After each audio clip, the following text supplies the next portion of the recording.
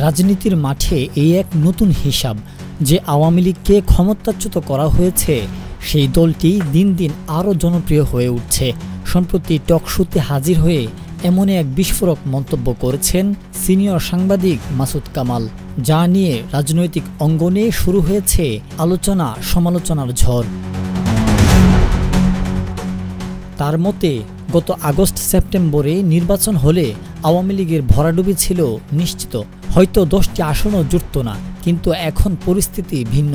তিনি বলেন, দিন যত যাচ্ছে আওয়ামী লীগের প্রতি মানুষের সহানুভূতি তত বেশি বাড়ছে। মাসুদ কামাল মনে করেন হিসাবটা আসলে উল্টে যাচ্ছে। সাধারণ মানুষ যখন নিজের চোখের সামনেই দেখছে কোনো মানুষ আওয়ামী লীগের নাম বললেই তাকে পেটানো হচ্ছে, তার ঘরবাড়ি জ্বালিয়ে দেওয়া হচ্ছে, তখন অপরাধীর প্রতি নয় বরং নির্যাতিতের প্রতি তৈরি হচ্ছে সহানুভূতি। তিনি উদাহরণ টেনে বলেন, জামায়াতে ইসলামীকে গত 15 বছর রাস্তায় দাঁড়াতে দেয়নি আওয়ামী লীগ, কিন্তু তাতে কি জামায়াত শেষ হয়ে গেছে? বরং তারা আরও শক্তিশালী হয়ে ফিরে এসেছে। দমন পীড়ন করে কোনো দলকে মানুষের মন থেকে মুছে ফেলা যায় না। মাসুদ কামাল বলেন, কোনো ব্যক্তির অপরাধের বিচার অবশ্যই হতে হবে, কিন্তু তার জন্য পুরো পরিবার বা তার ঘরবাড়ি কেন আক্রমণের শিকার হবে?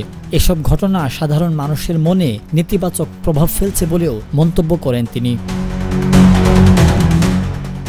মাসুদ কামালের মতে আওয়ামী লীগের যেখানে রাজনীতিতে ফিরতে 50 বছর লাগার কথা ছিল, বর্তমান সরকারের কর্মকাণ্ড সেই পথকে মাত্র 5 থেকে 10 বছরে নামিয়ে এনেছে।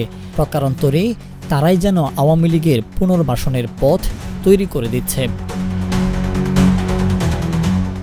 আনোয়ার শাহ, বঙ্গপোস্ট।